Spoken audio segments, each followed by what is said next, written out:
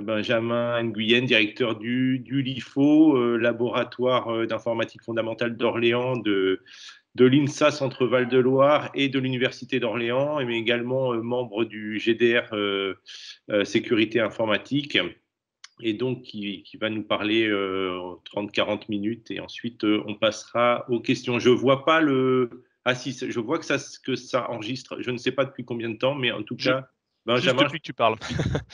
écoute, c'est parfait, je te laisse la parole. Merci. Merci beaucoup Stéphane. C'est Donc, je du disais, direct. je vais vous parler de contact tracing et le terme qui est un petit peu évolué maintenant s'appelle notification d'exposition.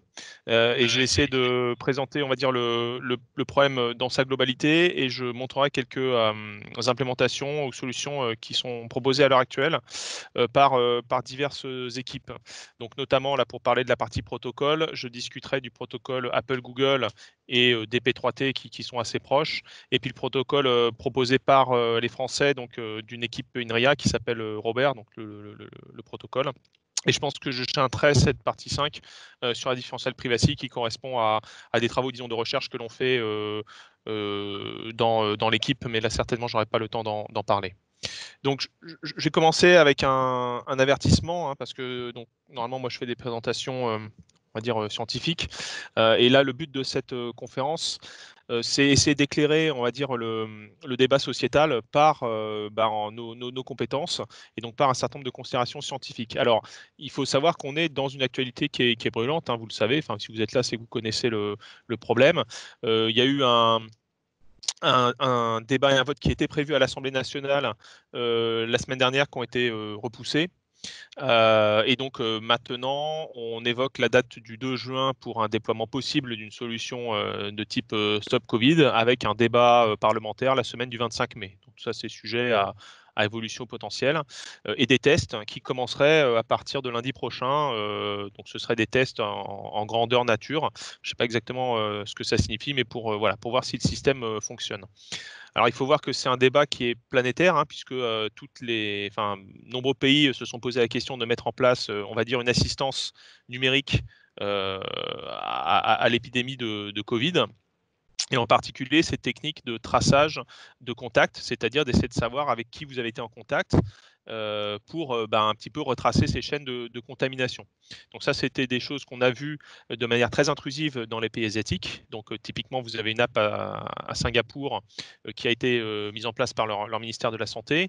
Vous avez en Chine, à Hong Kong, l'utilisation de dispositifs de géolocalisation précises pour vérifier que vous êtes donc au bon endroit, que vous ne sortez pas. Donc des choses qui sont voilà, qui observe beaucoup les informations. Excuse-moi, Benjamin, je Oui. t'interromps 2 secondes. Tu dis que c'est très intrusif, ça veut dire que l'application, elle a été installée pour tout le monde obligatoirement Alors c'est un petit peu différent. Alors si tu veux, moi je vous invite, donc j'ai mis des liens, hein, vous pourrez aller sur les sites en question pour vous renseigner davantage si vous le souhaitez. Alors en fait, c'est intrusif pour deux raisons. La première, c'est le type de données qui sont collectées.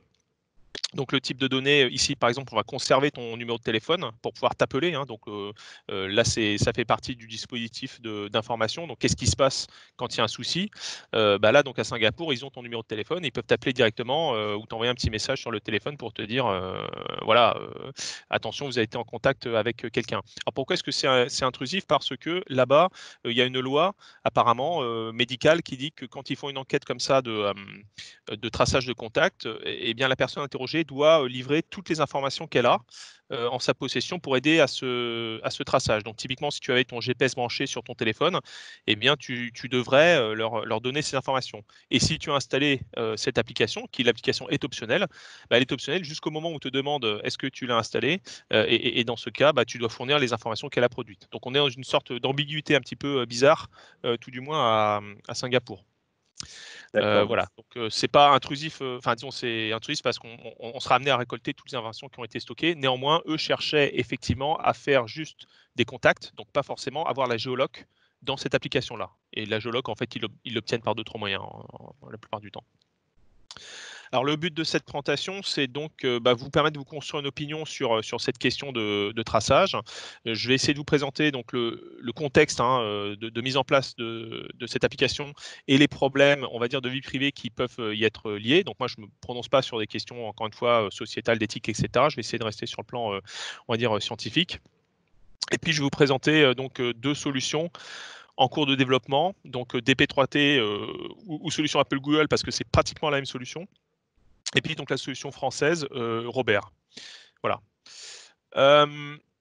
Donc vous le savez, là on est dans une situation qui est inédite et donc là on est actuellement encore pour quelques jours en confinement total, qui est une solution massue, on va dire, et sous-optimale en quelque sorte par rapport aux libertés publiques, c'est-à-dire sous-optimale parce que on a confiné beaucoup de gens qui peut-être n'avaient pas besoin d'être confinés. C'est-à-dire que si vous étiez pas contagieux, ou bien si vous aviez déjà attrapé la maladie et qu'il y avait une certaine immunité, finalement c'était pas risqué que vous sortiez. Donc le fait de dire à tout le monde de rester à la maison, c'est sous-optimal de ce point de vue-là. Alors on se dit, est-ce qu'on ne pourrait pas améliorer la situation, c'est-à-dire savoir plus précisément qui conviendrait de confiner ou de déconfiner pour améliorer pour qu'il y ait le moins de gens confinés possible. Voilà. Donc ça, c'est une question de politique publique en quelque sorte qu'on va chercher à implémenter par ce qui s'appelait une app sur un téléphone mobile.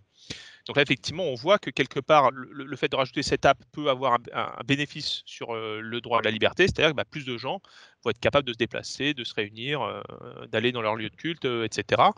Alors évidemment, il y a des arguments en défaveur de cette app, donc notamment le fait qu'il y a peut-être une rupture de l'égalité de traitement des individus. Typiquement, si on ne peut pas installer l'app, qu'est-ce qui se passe? Est-ce qu'on a besoin d'avoir l'app pour sortir? Est-ce que je n'ai pas le droit de sortir si je n'ai pas ça?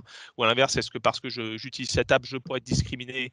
C'est-à-dire on pourrait me forcer de rester à la maison parce que des calculs auraient été faits. Et puis éventuellement, la possibilité d'obtention d'informations qui ne sont pas relatives à la santé et qui sont de savoir qui je rencontre, pourquoi je n'ai pas souhaité installer cette app, etc. Alors, ce qu'il faut noter, c'est qu'il n'y a pas de hiérarchie sur les droits fondamentaux, sachant que là, on parle de deux droits fondamentaux un peu différents, des droits fondamentaux liés à la liberté, liés à la vie privée, et puis le droit fondamental lié à la sécurité et à la santé. Donc ici, à l'heure actuelle, c'est le droit à la santé qui est mis en avant au détriment, disons, des autres. Et ça, c'est quelque chose qui arrive souvent. Et quand on demande typiquement à la CNIL de se prononcer, elle rappelle ce principe en disant il n'y a pas de hiérarchie. Et donc, il faut mettre en balance un petit peu les deux. On ne peut pas dire que la liberté, c'est plus important que la santé et réciproquement, mais il faut essayer de mesurer, on va dire, les avantages les gains sur certains et les coûts à d'autres. Donc, voilà.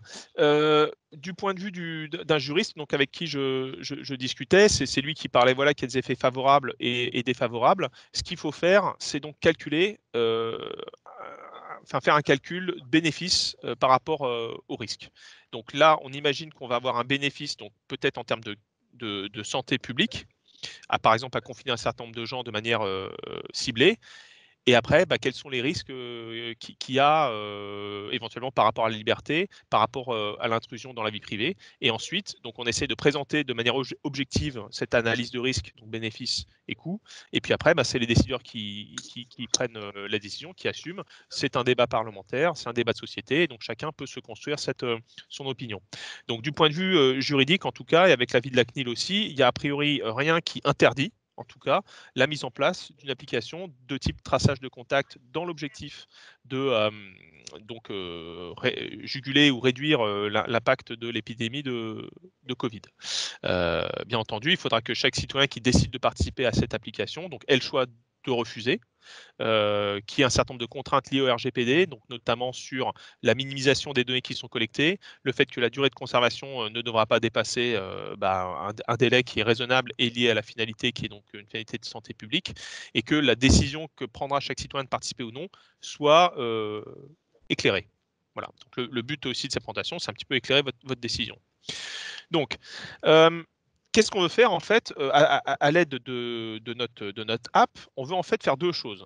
La première chose qu'on veut faire, que j'appelais D1, c'est on veut faire un diagnostic. Donc on veut essayer en collectant des informations, simplement avec qui vous avez été en contact et pendant combien de temps, diagnostiquer ou en tout cas notifier d'une certaine exposition, c'est le nouveau terme, donc de vous notifier d'un risque de contamination. Voilà, donc ça va être mesuré. Ça peut être mesuré par un réel entre 0 et 1, comme une probabilité d'avoir été contaminé, mais dans la plupart de ces applications, on va considérer que c'est juste une valeur booléenne, donc vrai ou faux, c'est-à-dire est-ce que vous êtes à risque ou est-ce que vous n'êtes pas à risque. Bon, Donc ça, c'est une information. Ensuite, il y a une deuxième décision qui doit être prise, c'est qu'est-ce que vous faites à partir de cette information. Donc, par exemple, j'apprends que je suis à risque, qu'est-ce que je fais? Est-ce que je reste confiné chez moi? Est-ce que du coup je bénéficie d'une priorité pour aller me faire tester ou des choses comme ça? Donc là, pareil, c'est un deuxième processus de décision qui peut être géré, enfin qui peut être géré grâce à l'app ou qui peut être géré voilà, sans l'app. Euh, voilà. Donc, la difficulté d'avoir une décision comme ça, c'est que là, elle a un impact. Le fait de savoir que vous êtes à risque, c'est une information, vous en faites ce que vous voulez. Par contre, si derrière, j'ai un impact sur ce que je dois faire ou que je puisse en tirer des avantages, là se pose un peu la question d'une décision comme ça, prise automatiquement de manière algorithmique. Euh, donc, est-ce que ce D2, donc cette décision de comment se comporter, cet aspect comportemental, comment est-ce qu'il sera pris en compte? Là, à l'heure actuelle, je ne sais pas exactement ce qui sera proposé. Donc, mais il faut garder quand même ça à l'esprit, selon le type de décision qu'on prendra, selon le type de choses, si ce sera obligatoire ou pas, ben, ça induit des risques tout à fait différents par rapport à l'application. Donc en tout cas, à l'heure actuelle, la réflexion, on va dire au niveau du gouvernement, c'est de chercher à développer une application, donc s'appelle Stop Covid ou Robert, qui sera installée sur le téléphone de chaque personne consentante. J'aurais dû rajouter sur mon transparent. Alors, pour cette première partie de diagnostic médical, en fait, qu'est-ce que l'on veut faire? Alors, il y a deux choses, en fait, hein, quand on fait des études médicales. Les études épidémiologiques, donc là, ce sont des modèles épidémiques qui sont réalisés. Donc, on peut tester divers ou chercher à calculer des paramètres à l'aide de simulations. Donc, peut-être vous avez entendu dans la presse parler du R0, qui est en fait le nombre moyen de reproduction par cas considéré. Donc, une personne malade va infecter R0 autre personne. Et on vous disait que le R0 au départ était de l'ordre de 2 ou de 3. Donc vous avez là une progression exponentielle de l'épidémie, c'est-à-dire que chaque personne contamine plusieurs autres personnes. L'objectif, quand on applique des mesures comme ça de confinement, c'est de réduire ce nombre de reproductions à une valeur qui est inférieure à 1. Et du coup, une personne contaminant moins de une personne en moyenne, votre épidémie, elle s'arrête au bout d'un certain temps. Et vous avez entendu parler de l'objectif de lisser la courbe, c'est-à-dire éviter que vous ayez trop de personnes qui sont malades en même temps. Et ça, même si vous avez un R0 en fait, qui est supérieur à 1, vous pouvez lisser votre courbe si vous le faites diminuer. Donc en tout cas, vous avez des modèles comme ça qui donnent, on va dire, des valeurs macro. Et ça, les épidémiologistes, ils savent assez bien faire. On fait des études avec des modèles CIR ou SIS, hein, selon que, après que vous ayez attrapé la maladie, vous êtes immunisé ou non. Mais en fait, c'est pas tout à fait ça qu'on veut faire ici. Ce qu'on veut faire ici, c'est un petit peu différent. On veut donner à chaque individu un diagnostic personnalisé. Donc là, il n'est pas question de calculer un R0, même si on pourrait le faire à partir des données qui seraient collectées par une telle application. Il s'agit de dire à un individu, voilà, quel est le risque que vous avez été infecté compte tenu de ce qu'on connaît de vos voisins. Et là, on fait l'hypothèse qu'on est capable de savoir si vos voisins sont justement infectés ou non. Alors, il faut voir que cette décision, sans doute, qu'elle serait prise qu'elle aurait une meilleure qualité ou une meilleure précision si on utilisait d'autres données complémentaires, par exemple l'âge, peut-être les antécédents médicaux, etc. Et donc là, dans l'application Stop Covid, on ne collecte pas beaucoup de données. Donc la première question, c'est est-ce qu'on est capable de construire un modèle prédictif qui est d'une bonne qualité ou une qualité raisonnable en ne collectant qu'un nombre restreint de données qui sont à un temps d'exposition avec quelqu'un qui est malade. Donc ça, c'est pareil, ça n'est pas vraiment débattu, là, je trouve à l'heure actuelle, c'est débattu plutôt entre spécialistes médicaux. Mais ça, c'est la première hypothèse, quoi. Est-ce qu'on est déjà capable de faire un modèle qui marche, indépendamment de savoir comment est-ce qu'on collecterait ces données? Et donc le deuxième aspect, comme je disais, la décision comportementale. Donc une fois qu'on est informé qu'on est à risque, eh bien qu'est-ce que l'on fait? Là, ce qui est proposé dans l'application française, c'est que vous avez une pop-up qui vous dit, pour savoir ce qu'il faut faire, appelez tel numéro. Et donc en fait, cette décision comportementale, elle va être gérée avec un opérateur humain qui vous donnera des choses à faire. Ou peut-être, pour passer à l'échelle, ce sera plus un opérateur humain et ce sera un site web avec une liste d'éléments. Alors, que faire lorsque j'ai été notifié, etc. Et il y aura des indications, donc sans doute qu'on ne cherchera pas à. Enfin, ce sont des conseils, mais on ne va pas vous obliger à les faire. Mais là, encore une fois, rien n'a été précisé. Alors, donc, qui a écrit là, ces algorithmes? Juste pour te laisser reprendre ton souffle un petit peu sur ces questions d'enquête, il y a une enquête qui s'appelle ALCOV V2 qui est une approche complètement différente où on demande aux gens qui pensent peut-être avoir été infectés de répondre de façon beaucoup plus précise aux conditions dans lesquelles ils pensent avoir contaminé éventuellement leurs proches. Et donc, s'il y a des gens qui sont dans ce cas-là ou qui connaissent des gens qui sont dans ce cas-là, vous pouvez m'envoyer un message ou chercher. C'est quelque chose qui a été lancé par la Sorbonne avec Oxford il y a très peu de temps, ALCOV2. Et ils en sont à 3500 réponses et ils veulent atteindre 5000 pour pouvoir commencer à publier des résultats. Voilà, je te laisse reprendre. Ouais, donc ça, c'est à la fois un petit peu sur ce D1 et sur ce D2, c'est-à-dire améliorer le diagnostic, mais le diagnostic, il est évidemment sans doute lié au comportement que l'on a, hein. Donc on voit que les deux choses sont potentiellement liées, hein, effectivement. Donc, en tout cas, pour cette première partie, c'est plutôt là-dessus, hein, que se concentrent les apps Stop Covid. Donc, il s'agit de détecter est-ce qu'on a été exposé à un risque. Si on part sur l'algorithme de Singapour, donc eux, ils précisent ce que c'est. C'est est-ce que vous avez eu un contact non protégé, c'est-à-dire que vous n'aviez pas de masque et eux non plus, pendant plus de 30 minutes avec une personne infectée et vous êtes resté à moins de 2 mètres de cette personne. OK ? Donc on voit que l'algorithme de décision, il est relativement simple, mais on a besoin de mesurer un certain nombre de choses. On doit être capable de mesurer une distance, donc savoir que je suis à moins de 2 mètres d'une personne, connaître l'état d'infection des voisins, et puis pouvoir mesurer une durée d'exposition. Donc pour mesurer la position, et on part du principe que quelqu'un a un dispositif, donc là c'est un téléphone portable, qui va permettre de faire ces mesures. Donc mesure de proximité, on peut utiliser soit le GPS, soit le Bluetooth, ou encore autre chose comme des ultrasons. La proposition qui a, on va dire, les faveurs du public, c'est le Bluetooth, parce que le Bluetooth ne dit pas exactement où vous êtes, mais il est capable de voir un peu qui est à côté. Avec le GPS, on sait où vous êtes, mais déjà la précision peut poser question, hein, parce que vous n'êtes pas forcément à 2 mètres de précision. Mais on n'a pas besoin de savoir où vous êtes pour savoir que vous étiez à côté de quelqu'un qui était malade. Donc, dans l'idée de minimiser les informations transmises, on va préférer utiliser une technologie qui sait à côté de qui vous êtes, mais pas où vous êtes dans l'absolu. Bon, la durée, c'est en horloge, il n'y a pas trop de soucis. Et l'état des voisins, là, en fait, c'est là que peut se poser un deuxième problème de confidentialité des données. Et c'est-à-dire, est-ce que c'est légitime que chaque individu connaisse l'état donc de santé d'une personne qu'elle a croisée, et c'est surtout sur cet angle-là que se posent les questions de sécurisation des algorithmes. C'est-à-dire qu'il ne faut pas forcément que je sois capable de savoir qui c'est qui m'a contaminé, ou de connaître l'état de santé de mes voisins, des personnes qui habitent dans le même immeuble que moi, etc. Donc pour D2, comme je disais, là, moi, j'ai pas d'informations. Nous, à l'heure actuelle, on essaye de travailler un petit peu sur des simulations, mais c'est assez compliqué parce que pour faire des simulations, il faut avoir un modèle comme ça comportemental.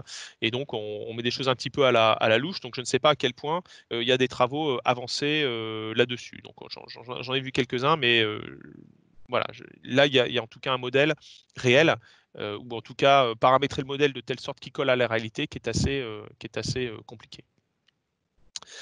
Alors, ensuite, je voulais juste dire 2 mots sur la question des tests, hein, parce que encore une fois, cette app, elle vous donne disons un risque d'exposition, mais elle ne dit pas que vous êtes positif. Les gens qui sont notés comme étant positifs dans tout ce type d'application, c'est qu'ils ont été testés, et donc on a dit oui ou non s'ils ont le Covid. Alors déjà, il faut savoir que les tests, ils n'ont pas une précision absolue. C'est même plutôt moyen comme précision, hein. Je crois qu'on est entre 60 et 80%. Donc voilà, il y a déjà un certain nombre sans doute de faux positifs et de négatifs dus à la sérologie simplement.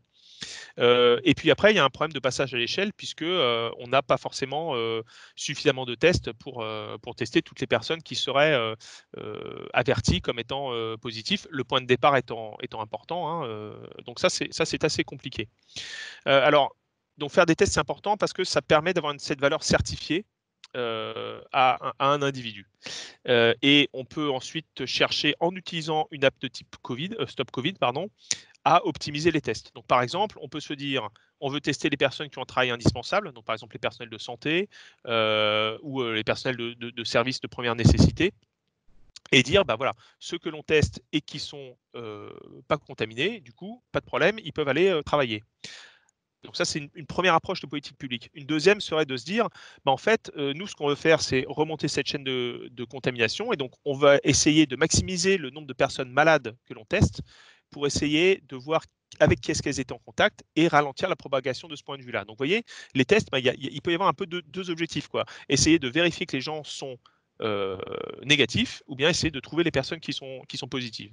Et là, c'est pareil, on n'a pas d'informations sur la politique là qui va être lancée, parce qu'on ne chercherait sans doute pas à paramétrer le système de la même manière, selon qu'on cherche à obtenir l'objectif A ou l'objectif B. Alors donc, pourquoi finalement est-ce qu'une app, c'est quelque chose qui est efficace et que ça peut fonctionner? Alors là, j'ai repris les transparents donc de l'équipe INRIA. Donc vous voyez, ce qui se passe, c'est que là, au début, vous avez C qui est infecté. Donc il est contagieux pendant une certaine période et il est diagnostiqué. Le petit losange blanc indique quand est-ce que la personne a reçu un diagnostic. Donc à partir de ce moment-là, elle sait qu'elle a attrapé le Covid et donc elle va s'arrêter de sortir, elle sera confinée et donc elle ne contaminera plus personne. Mais néanmoins, pendant la période où elle était contagieuse, donc là c'est estimé à peu près 14 jours, ben, elle a rencontré quelqu'un d'autre et puis cette autre personne finalement a été contaminée, elle aura été testée beaucoup plus tard et donc là, bah pareil, pendant les 14 jours avant, elle a infecté quelqu'un d'autre. Alors l'idée d'avoir un système de notification, c'est de dire, bah, on va réussir à vous voyez, réduire ou tester plutôt une personne qui était à risque. Donc là, ce qui se passe, c'est qu'à partir du moment où C est diagnostiqué, il va communiquer à A le fait que A a eu un contact à risque avec C. Et du coup, là, on dit, bon, OK, A est quelqu'un qui est à risque et on va la tester plus tôt, cette personne-là. Vous voyez, dans le cas précédent, on avait attendu relativement longtemps, elle s'était fait tester parce qu'elle présentait par exemple des symptômes, tandis que là, A est peut-être encore asymptomatique et on va la tester. Et là, on voit que, bah, par exemple, oui, c'est quelqu'un qui a bien le Covid et donc elle va rester à la maison et plus tôt que dans le premier cas. Voilà. Donc l'idée, c'est pas que A sait qu'elle est à risque et donc elle ne sort plus, c'est que A sait qu'elle est à risque et donc elle fait un test et par rapport au résultat de ce test, on agit. Voilà. Donc, maintenant, passons à la partie vie privée. Donc, ce qu'on voit, c'est qu'on comprend hein, les bénéfices qui peuvent avoir, que peuvent produire une application de Stop Covid, mais disons que ce bénéfice, il est qualitatif. Donc, sur des exemples, on voit que ça peut marcher. Maintenant, quel est le bénéfice qu'on peut en tirer en réalité? C'est pas clair. Donc, qu'est-ce que c'est que l'utilité en fait comme ça d'un tel système? Bah, normalement, il faudrait qu'on évalue déjà la qualité ou l'utilité de cet algorithme de prise de décision. Donc, qu'est-ce qui se passe quand je décide de confiner les personnes? Et donc là, on fera une analyse, on va dire une analyse de données classique, et on pourrait calculer voilà l'efficacité de cette prédiction avec des taux de pression de rappel, de F-mesure et ainsi de suite. Donc ça, on pourrait quantifier, disons, la qualité de l'algorithme D1. Pareil pour cet algorithme D2. Donc, qu'est-ce que l'on fait? Est-ce qu'on se confine ou non? Et là, il y a une étude, toutes ces études-là sont récentes, hein, parce qu'elles datent de moins de 2 mois, qui ont montré que l'efficacité de l'application, elle dépend quadratiquement de son taux d'adoption. D'accord? Donc, si vous avez 2 fois moins de personnes qui utilisent l'application, en fait, vous allez avoir 4 fois moins d'efficacité sur la limite de contamination. Donc, premier élément. Et le deuxième élément, c'est que l'efficacité maximale, donc le fait qu'on peut stopper l'épidémie simplement sur la base de cette application, si évidemment tout le monde décide de se confiner directement après qu'ils ont reçu l'information comme quoi ils étaient à risque, et c'est 60%. Donc ça, évidemment, on comprend bien qu'on ne peut pas avoir un taux d'adoption de 5, enfin, il n'y aura pas un taux d'adoption de 60% dans la population, mais néanmoins, on peut quantifier, on va dire, le gain sur l'épidémie, sur un taux d'adoption Est-ce qui est qu'il y a moindre. des sondages par rapport à ça? On sait un petit peu ce qui est. Non, mais il y a des résultats. Donc, par exemple, à Singapour, c'est 30% de la population qui utilise l'application. L'application, elle a été déployée en Autriche. Et là, en Autriche, c'était 4,5% de la population qui l'a adoptée. D'accord. Voilà. Ah, Donc, on peut imaginer qu'on sera sur une fourchette de cet ordre de grandeur. Donc, je pense que 10% de la population, ça me paraît être quelque chose qui est crédible si on veut faire une projection, par exemple, en France. Voilà. Entre 5 et 10%. Et donc là, on peut calculer voilà, l'efficacité de cette application. Donc du coup, c'est quadratique. Tu vois, si on est à 5% et qu'il faudrait 60%, là, du coup, on est à peu près à 1% d'efficacité par rapport à l'efficacité maximale. Donc ça, c'est intéressant de se poser cette question, hein, parce que du coup, ça permet de se dire, OK, pour une efficacité de 1%, qu'est-ce qu'on est prêt à payer? Voilà. Et là, c'est un débat, encore une fois, de politique publique, c'est un débat sociétal. Voilà, quel est le prix pour être cynique de sauver une personne? Voilà. Donc ça, en fait, on le voit ici, hein, donc c'est une petite figure, pardon, avec le taux de la population qui a été infectée avec un taux d'adoption variable de l'application. Donc là, on voit qu'avec un taux d'adoption de 75%, donc les lignes bleues, c'était des exécutions. Donc on voit qu'il y a quand même une variabilité assez importante par rapport juste aux simulations, mais on peut se dire qu'on a à peu près 10% de la population qui est infectée. Si jamais vous avez vous n'utilisez pas l'app, bon, bah là, vous êtes à chaque fois au-dessus de 60% de la population qui va être infectée. Et puis, si vous avez 25% des gens qui ont l'app, bah, on voit qu'il y a un petit impact, hein, vous êtes sur les jaunes, etc. Donc, c'était juste pour dire, même si vous avez une fraction de la population qui adopte l'application, vous aurez un impact. Après, il sera plus ou moins grand et on peut essayer de le quantifier. Voilà. Mais néanmoins, ces simulations, elles font l'hypothèse que les tests sérologiques fonctionnent à 100% et qu'après, les gens se confinent avec, enfin, respectent le confinement avec, pareil, un taux de 100%. En réalité, vous avez pas mal d'autres éléments qui, à mon avis, dégradent la qualité de cette approche. Et donc notamment des soucis de mesure, hein, typiquement, être sûr qu'on est à moins de 2 mètres. Là, c'est quelque chose qui est pas du tout simple.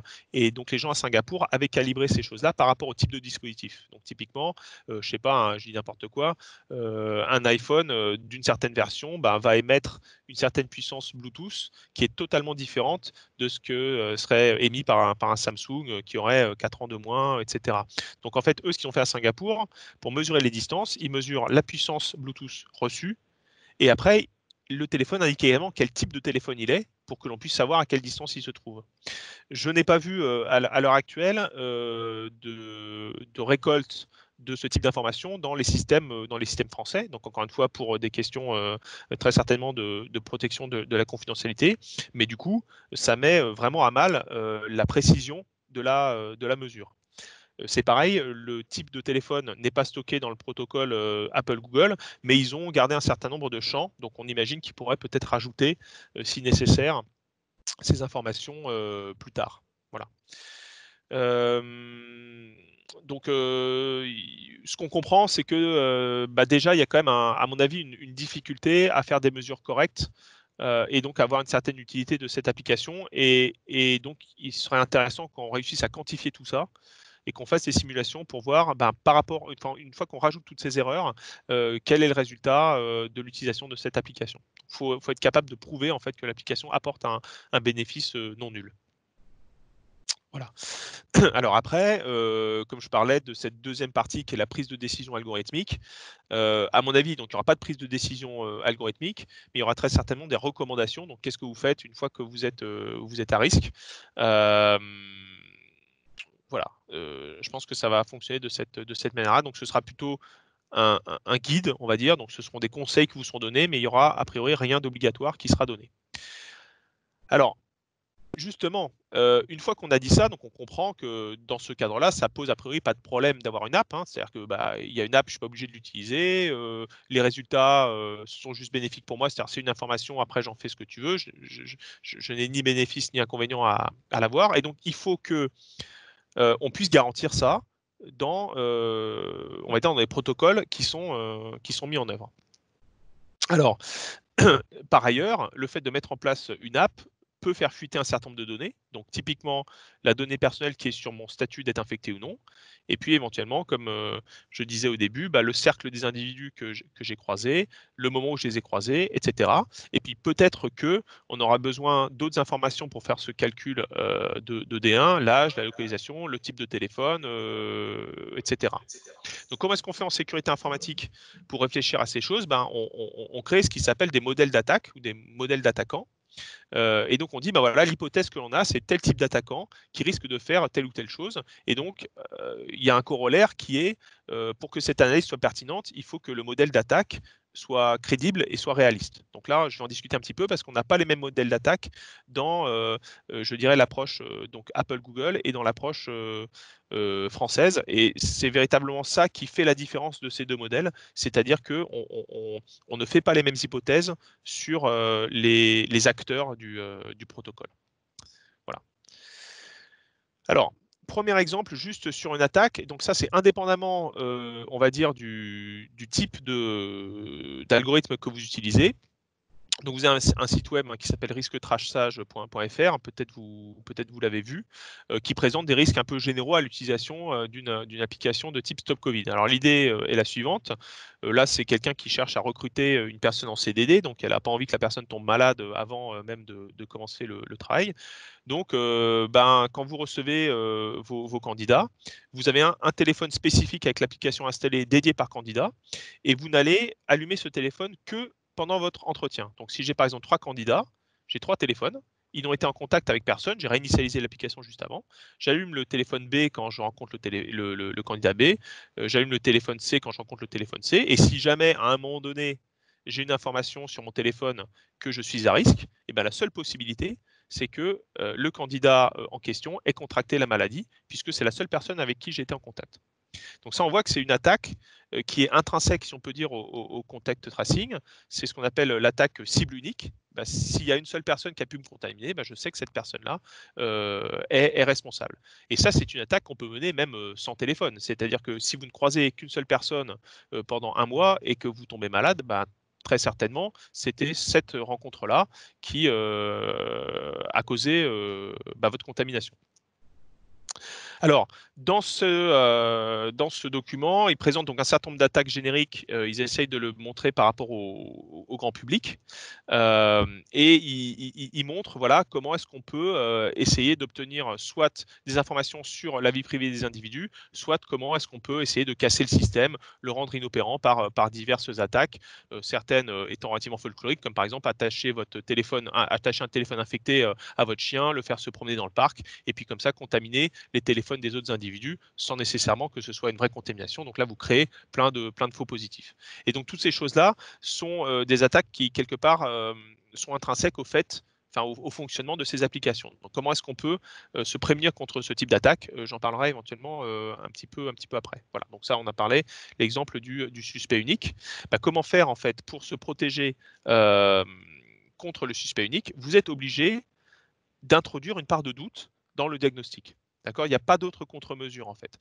Donc pour introduire une part de doute, ça veut dire que vous allez accepter de générer des notifications qui sont des faux positifs. Donc on va vous dire que vous êtes à risque alors qu'en fait ce n'est pas le cas.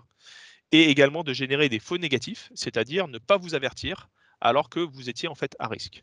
Alors est-ce que ça pose des soucis? Ça peut poser des soucis potentiellement éthiques, c'est-à-dire que vous donnez une information qui est fausse à un individu sur un sujet qui est lié à sa santé. Donc on peut se dire que ça, on ne le souhaite pas, mais ça permettrait de contrer le problème précédent. Alors pourquoi? Parce que justement ici, si vous prenez votre décision basée sur le fait que quelqu'un a été contaminé ou non, mais vous ne savez pas si cette personne A finalement n'est pas un faux négatif, et en réalité, selon évidemment le taux de faux négatifs et de faux positifs que vous mettez, vous n'avez peut-être pas intérêt à discriminer le candidat qui était le meilleur pour le poste pour un gain relativement mineur sur une probabilité. Mais encore une fois, là, après, c'est le recruteur qui va décider. S'il dit, moi, je préfère avoir 10% de chance de moins que la personne ait le Covid parce que les dossiers finalement sont presque égaux, là, c'est pareil, vous n'arrivez pas à couper non plus la discrimination.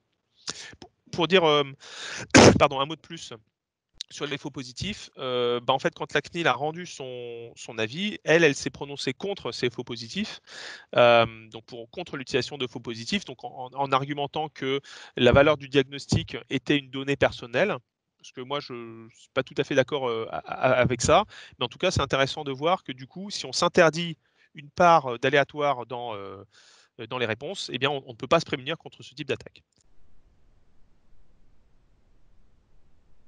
Alors, après, vous avez d'autres exemples qui, moi, je trouve, sont assez pertinents. Le problème de la coercition. Donc, par exemple, vous avez un supermarché, ou bien, si on veut être un petit peu plus inquiétant, une milice, qui va vous obliger à utiliser une application, en quelque sorte montrer patte blanche, alors que c'est quelque chose qui est optionnel, auquel, normalement, vous ne devez utiliser que si vous êtes d'accord. Donc là, en fait, vous avez le même problème dans le vote électronique. Alors, peut-être certains se sont intéressés au vote électronique. Le problème du vote électronique, c'est qu'il n'y a pas d'isoloir. D'accord? Donc, quand vous faites un vote électronique, éventuellement, il peut y avoir quelqu'un derrière vous qui vous oblige à voter pour une autre personne.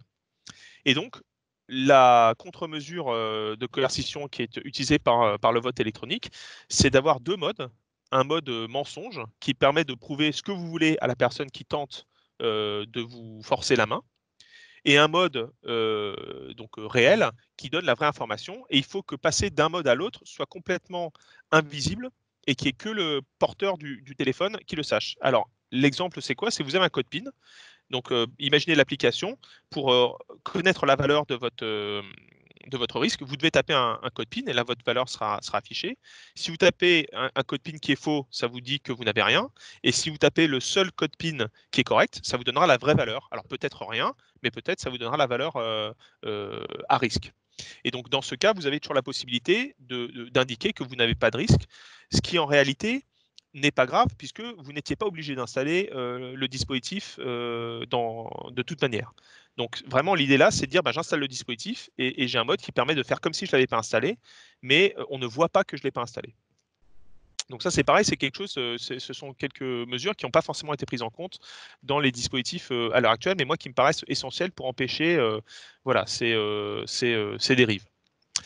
Bon, donc là, il y a encore un petit peu d'autres exemples, mais je vais discuter juste maintenant des deux protocoles, donc pour terminer, qui ont été proposés, donc protocole Apple-Google et puis le protocole Robert. Donc, à très haut niveau, que fait le protocole d'Apple et de Google? En fait, vous avez dans votre téléphone une clé secrète qui permet de générer des identifiants temporaires. Donc, vous avez un identifiant qui va être émis sur le réseau Bluetooth et qui change toutes les 10 minutes. Donc, pour éviter de voir que vous étiez d'abord avec telle personne, puis plus tard avec telle autre. Si vous avez un seul identifiant, là, c'est assez facile finalement de retracer votre cheminement. Donc là, vous avez ces identifiants qui changent régulièrement et votre téléphone stocke les identifiants avec qui il a été en contact. Donc, à l'intérieur de votre téléphone, vous avez la liste de ces identifiants avec l'heure à laquelle vous avez eu ce contact-là. Lorsqu'un individu est diagnostiqué positif, ce qu'il fait, c'est que, en fait, il va donner à un serveur centralisé la clé qui va permettre de déchiffrer 14 jours d'identifiants comme ça qui avaient été générés par le téléphone. Donc, vous publiez une clé et ensuite tout le monde, tous les utilisateurs de l'app, téléchargent toutes ces clés d'individus malades et sont capables de regarder est-ce que ces clés correspondent permettent de générer des identifiants temporaires qui ont été stockés sur le téléphone. Et si c'est le cas, eh bien, ça veut dire que vous avez été en contact avec quelqu'un qui a été diagnostiqué Covid+, et donc voilà, ça lève une alerte. Donc là, ces approches-là ont été qualifiées de décentralisées parce que donc les informations sont stockés sur le téléphone. Donc, avec qui est-ce que j'étais en contact est stocké sur le téléphone. Ça ne sort du téléphone que lorsque je suis diagnostiqué Covid+. Mais par contre, j'ai quand même besoin d'avoir un serveur qui va publier mes clés à tout le monde. Voilà. Et par contre, la décision, l'algorithme D1, lui, il est exécuté en local. C'est-à-dire que c'est moi qui télécharge l'ensemble des clés et puis je regarde localement est-ce qu'effectivement je suis à risque ou pas. Voilà. Alors, bon, l'algorithme DP3T, c'est le même. À vrai dire, c'est plutôt Apple et Google qui se sont inspirés de cet algorithme-là, qui a été développé donc par des gens des Suisses essentiellement et des Néerlandais, dans le cadre donc d'un projet un petit peu européen qui cherchait à faire tout un tas de propositions. Mais ils ont quitté en fait ce projet il y a un mois à peu près pour parce que en fait, l'autre solution qui était proposée était la solution de type Robert, et eux, ils n'étaient pas du tout d'accord avec cette solution-là. Donc, il y a un petit peu de politique là qui a eu lieu et de décisions disons d'explication en parlant du terme décentralisé versus centralisé qui, moi, me paraissait un petit peu erroné. C'est-à-dire que cette solution-là est dite décentralisée, mais bon, il y a quand même un serveur centralisé, il y a quand même un serveur avec qui vous interagissez, donc bon. Donc là, vous avez l'algorithme un petit peu plus précis. Je ne rentre pas dans le détail, mais on pourra en parler si vous le souhaitez. Le principe est exactement le même que ce qui est proposé dans le cas de Apple et Google. Alors, dans le cas de Robert, là, il y a quelques différences. Donc là, en fait, la différence avec Robert, et pourquoi est-ce que le protocole Robert est dit centralisé, c'est que vous avez une entité centralisée, donc de confiance, qui est capable de connaître, de faire le lien entre les identifiants temporaires et un identifiant unique. Donc en fait, c'est le serveur centralisé de Robert qui va générer une liste d'identifiants et qui va les envoyer aux utilisateurs. Donc moi, je reçois sur mon téléphone une liste d'identifiants et puis donc je vais changer d'identifiant toutes les 10 minutes. Après, il se passe exactement la même chose, c'est-à-dire que je diffuse ces identifiants et les autres téléphones qui sont à proximité captent ces identifiants. Alors, si jamais moi je me fais diagnostiquer positif, à la différence du cas précédent où moi j'envoyais une information aux autres pour qu'ils puissent déchiffrer, enfin savoir qu'ils ont été en contact avec moi, j'envoie directement au serveur centralisé les individus avec qui j'étais en contact. Donc moi étant diagnostiqué, j'informe le serveur, voilà les individus que j'ai rencontrés. Le serveur donc stocke finalement juste l'information de qui a été en contact avec quelqu'un de contaminé et quand, et est capable de lancer l'algorithme D1. Donc, dans le cas Apple-Google DP3T, l'algorithme, il est lancé à l'intérieur du téléphone, c'est-à-dire que le téléphone dispose de toutes les informations de contact pour savoir avec qui il a été en contact et lancer l'algorithme de décision. Dans le cas centralisé, eh bien, c'est le serveur centralisé qui possède ces informations-là et qui, une fois qu'il a lancé l'algorithme, est capable de déchiffrer, donc de savoir qui est l'individu qui est derrière l'identifiant à risque et donc de les informer. Donc, vous voyez, là, il y a une différence qui est fondamentale, c'est que dans un cas, vous faites confiance, si on peut dire, au téléphone et vous laissez le téléphone faire le calcul. Dans l'autre cas, vous faites confiance au serveur centralisé, c'est lui qui fait le calcul et c'est lui qui vous informe. Voilà. Et c'est ça la différence fondamentale que vous allez avoir entre DP3T et Robert, et c'est là-dessus qu'il y a un débat, on va dire, de gouvernance. Puisque là, je vous recommande de lire, alors je ne sais plus, j'ai mis le lien quelque part, mais de lire une tribune qu'a fait Cédrico. Il explique que effectivement, c'est légitime que la France soit maîtresse de sa politique de santé et que donc c'est elle qui a toute légitimité à stocker les informations et à réaliser le système de santé, enfin le système de traçage qu'elle veut. Apple et Google, de leur côté, argumentent qu'ils implémentent un système décentralisé et donc ils protègent les utilisateurs contre une entité centralisée qui obtiendrait trop d'informations, peu importe que ce soit le gouvernement français ou le gouvernement chinois. Ils disent juste, nous, notre application ne permettra pas à un gouvernement de stocker les informations de Stop Covid sur un serveur centralisé contrôlé par eux. Donc là, il y a actuellement un bras de fer important. Apple et Google ne veulent pas, disons, aider le gouvernement français à mettre en place une application qui utiliserait un serveur central. Alors pourquoi, enfin, qu'est-ce que ça veut dire n'aide pas? Ça veut dire que, en fait, pour faire tous ces calculs à de proximité Bluetooth, vous avez besoin de faire appel à des API bas niveau des téléphones, donc iPhone, Android, etc. Et en fait, les constructeurs veulent réduire l'accès des applications à ces interfaces et ne veulent pas autoriser des protocoles de type Robert. Et du coup, ils veulent pas que ça soit que l'application puisse être téléchargée de façon simple, c'est ça sur les. Alors en fait, il sera possible de télécharger une application de type Robert, c'est-à-dire tu peux télécharger l'application que tu veux, mais elle ne pourra pas avoir accès en fait au Bluetooth en background. Bon là je suis pas expert, mais ce que j'ai compris en discutant avec les personnes qui travaillent sur le Bluetooth, il faut que tu aies accès à des fonctionnalités bas niveau qui permettent en fait d'émettre en continu. D'accord? Si tu n'as pas accès à ces fonctionnalités-là, en fait, tu ne vas émettre que lorsque ton application est au premier plan. Alors ça peut paraître anodin, mais en fait une application au premier plan, c'est une application qui va consommer beaucoup plus d'énergie. Donc c'est-à-dire que tout le monde en fait va avoir sa batterie qui va tourner en continu pour émettre, par opposition à quelque chose qui consommerait beaucoup moins d'énergie et donc qui permettrait d'être quasiment invisible. Là, vous allez avoir une application c'est comme si vous êtes, je sais pas, en train de jouer à un jeu sur un téléphone en continu. Bon bah là, au bout de 2 heures, vous n'avez plus de batterie et donc le système est inutilisable. Donc voilà, donc c'est pas que ça le rend ça le rend inopérant, mais c'est pas que c'est impossible de le faire. Et donc là, Apple et Google ne veulent pas autoriser des applications de type centralisé à utiliser ces API, on va dire, plus économes en énergie, pour simplifier. Voilà. Alors bon, il y a un certain nombre d'attaques du coup qu'on peut avoir sur le mode décentralisé. Donc typiquement, l'attaque classique que vous allez avoir, c'est vous placez des antennes Bluetooth. Et en fait, là, vous êtes capable de récolter tous les identifiants des gens qui passent à proximité. Okay, donc, vous pouvez dire, à tel endroit, voilà les personnes qui sont passées. vous câblez ça avec une carte, vous câblez ça avec Google Maps, et vous câblez ça avec le fait que vous êtes capable de désidentifier, de réidentifier plutôt les identifiants des personnes contaminées. Vous êtes capable de faire votre propre statistique pour le prix, disons, d'une antenne Bluetooth ou donc d'un téléphone sur lequel vous aurez appliqué une app. Vous êtes capable de faire des statistiques de hotspot. Donc, vous pourrez dire, oh, attention, là, sur tel supermarché, il y avait 4 personnes contaminées qui sont entrées à 15 heures, etc. Donc, ça, c'est une attaque qui est très, très difficile à contrer dans le modèle décentralisé, puisqu'en fait, tout le monde est capable de remonter à l'identifiant, un identifiant unique des individus contaminés. Par opposition et par construction, dans le modèle centralisé, il n'y a que le serveur qui a accès à cette information-là. Donc, vous voyez, ici, on est vraiment sur une question d'hypothèse de confiance.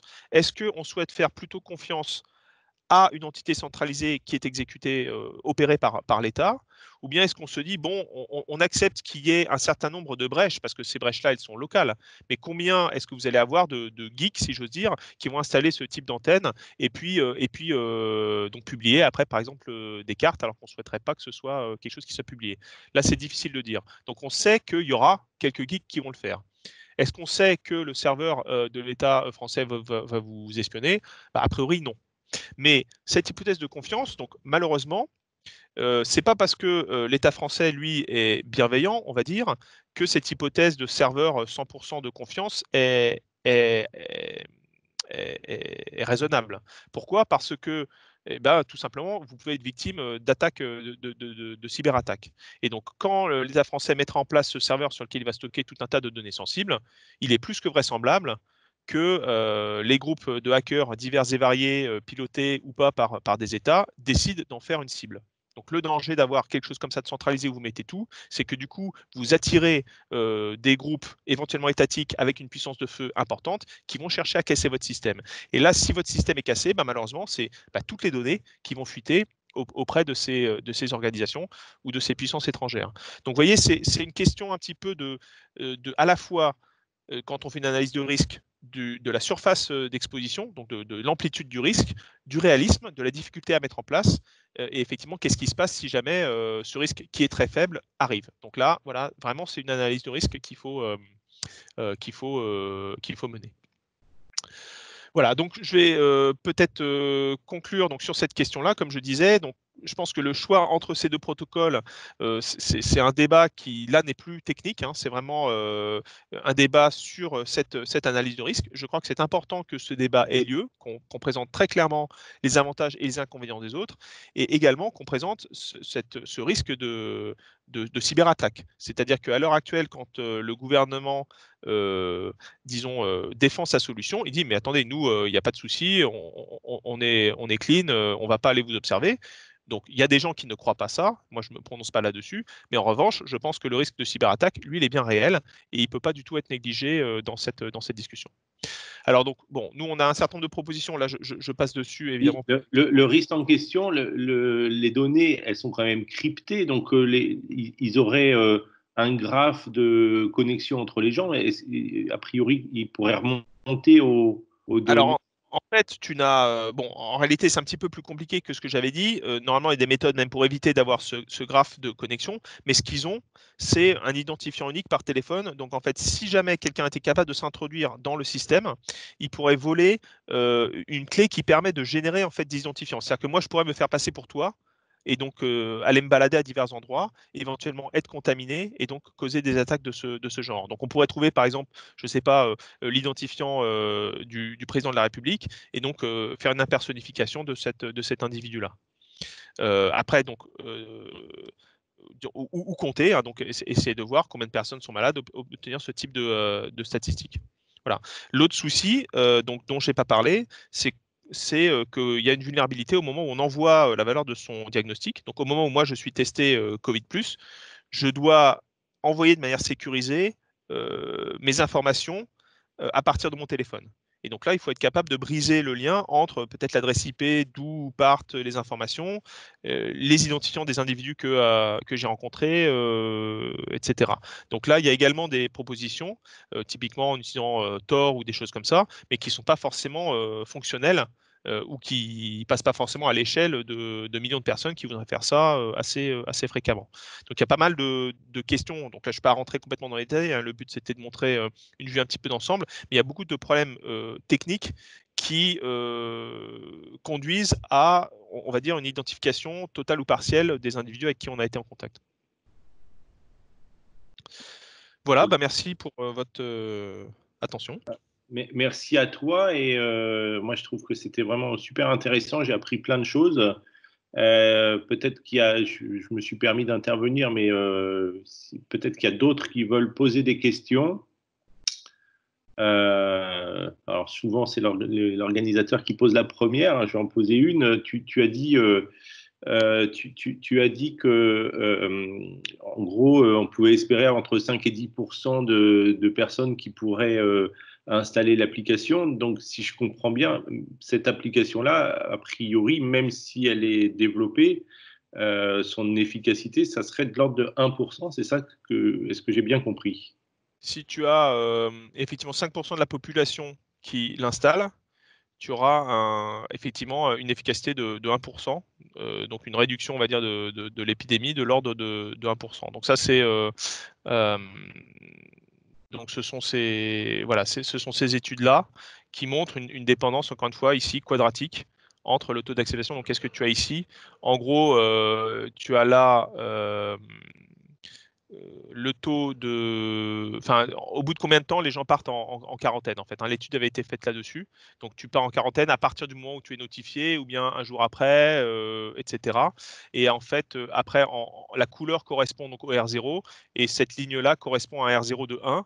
Donc, c'est-à-dire que quand tu es en dessous, non, excuse-moi, quand tu es au-dessus, donc ici avec le vert, c'est OK. Et donc, quand tu es en dessous, il y a un souci. Donc là, typiquement, ce qu'ils indiquent, c'est que quand tu isoles 3 jours après et que tu fais un contact tracing manuel, bah, ça sert presque à rien, quoi. C'est-à-dire qu'il n'y a pas d'impact. Tandis que là, ce qu'ils montrent, c'est que, disons, à partir de 60%, là, je crois que c'est le taux d'adoption qui est là, tu vas avoir un impact qui est visible. Oui, 60%, si à Singapour c'était 30%, on peut imaginer qu'on n'arrivera pas à faire beaucoup plus que 30. Ouais, je pense pas qu'on puisse faire plus que 30, hein, on est d'accord. Et donc, à mon avis, mais beaucoup de choses dépendront, on va dire, du débat, hein, et donc de la capacité du gouvernement à convaincre, donc notamment sur les éléments de protection, je pense, de la vie privée. Mais à mon avis, on sera, bon, ça a vu de nez, hein, mais sur les autres pays européens, voilà, 5 à 10%. On peut peut-être pousser jusqu'à 15-20%. Je vois difficilement comment on irait au-delà. Mais disons que ce qu'il faut savoir, c'est qu'il y a quand même un impact. Est-ce qu'il y a des pays européens où il y a déjà des applications qui sont mises en œuvre de façon un peu massive? Bah, je te dis, voilà, moi, À part l'Autriche, oui. l'Autriche. Alors, et les choses vont être mises en place en Allemagne, sachant qu'ils hésitent entre une approche centralisée et décentralisée. En fait, c'était partenaire de Robert, donc ils étaient partis dans une approche centralisée. Maintenant, ils rétropédalent un peu, ils vont sans doute accepter la solution de type Google. Moi, mais alors là, c'est vraiment c'est une prédiction complètement dans le vent. Je pense que là, Apple, Google, effectivement, ils ont sorti un produit. Et donc, il y a un certain nombre de gouvernements qui risquent de s'en servir ou de dire tout simplement, voilà, c'est une solution parmi d'autres. Et en fait, ils ont déjà un produit clé en main. Ça, c'est aussi un des reproches qui est fait à Robert. Là, c'est d'être un petit peu lent, mais ils n'ont pas la même force de frappe que Apple et Google, même s'il y a beaucoup de grosses entreprises qui sont impliquées. Mais je crois que c'est la task force totale, c'est à peu près une centaine de personnes sur le dev. Donc, ça reste petit par rapport, à mon avis, à ce que Apple et Google ont mis sur la table. Et eux, ils souhaitaient vraiment, enfin, il y a une volonté de Apple et Google aussi de se positionner donc par rapport à cet aspect de protection des privés, mais aussi par rapport à proposer des solutions aux États clés en main. Et c'est ça qu'ils veulent faire. Donc moi, je crois qu'effectivement, la question de gouvernance, elle est centrale. Et bon, là, on ne sait pas exactement comment on va en sortir. Mais clairement, il y a certains pays qui n'ont pas la possibilité de mettre en place leur propre solution. Je pense qu'ils adopteront celle d'Apple et de Google. Voilà. Après, ce ne sera pas plus de quelques pourcents. Mais néanmoins, la question se pose quand même parce que, comme dit, même 1% d'efficacité, c'est quand même des vies que tu sauves. Donc, quel prix tu mets sur la vie humaine, c'est vraiment ça le fond de la question. Et donc ça, c'est très très compliqué à répondre, évidemment. Est-ce qu'il y a d'autres questions? Ça serait pas mal. Je ne sais pas si vous êtes bloqué. Je peux essayer de Mais est-ce qu'il y en a un qui pourrait essayer d'activer son micro pour voir si vous pouvez parler déjà, techniquement? Normalement, c'était possible avant l'exposé, ou alors ça veut dire que peut-être les gens sont plus derrière leur... Ah, voilà, Laurent. Si ça fonctionne, Stéphane, il n'y a pas de Parfait, souci. Tu parfait. m'entends bien? Oui, Non, ouais, voilà, ça fonctionne. mais tu n'as pas de questions, si je comprends. Non, parce que c'était très clair. Ok. Bon, Non, merci. non, j'ai pas de questions comme ça qui me viennent. Alors, faut pas, enfin voilà, vraiment j'ai brossé un panel assez haut niveau, hein, donc faut pas, disons, faut comprendre que c'est plus compliqué que ça, hein, bien entendu. Donc, j'ai envie de dire, c'est déjà compliqué, je pense, avec ces présentations un petit peu de haut niveau. Et je pense qu'il faut, enfin, en tout cas par rapport à la France, il faut essayer de comprendre le contexte. Moi, je pense, on va dire de gouvernance. Et donc, moi, je vous invite quand même à lire ce papier, donc comme j'ai mis à la fin là de Cédric O. Alors, je veux dire, on peut être d'accord avec lui ou pas, hein, mais encore une fois, il explique, enfin, il donne sa position sur sur les enjeux, parce que en fait, le débat, il est pas vraiment. Enfin, c'est pas est-ce qu'il y a une technologie qui est meilleure que l'autre dans l'absolu, quoi, hein. C'est vraiment qui peut, qui a légitimité à décider du type d'application que l'on souhaite mettre en place. Et donc là, les Apple, Google, ils arrivent avec une solution. Ils disent, bah, nous, on a fait une analyse de confidentialité. Ça nous paraît être le mieux. Les autres solutions nous paraissent être moins bien. Et donc, on interdit aux États, on empêche les États de choisir une autre solution parce qu'on pense que c'est une erreur. Ouais, non, c'est super intéressant et merci encore une fois de l'éclairage. Merci des explications. C'était effectivement un petit peu haut niveau, mais c'était très clair, je trouve. S'il n'y a pas d'autres questions, on va clore cette conférence. Peut-être qu'on arrivera à la mettre en différé sur la chaîne YouTube. On verra ce qu'on en fait. Merci à ceux qui sont restés jusqu'au bout. Et puis on verra si on renouvelle cette expérience de conférence icône bientôt. Merci, Benjamin. Merci Stéphane pour l'invitation. Merci. Bonne Au soirée revoir. à tous.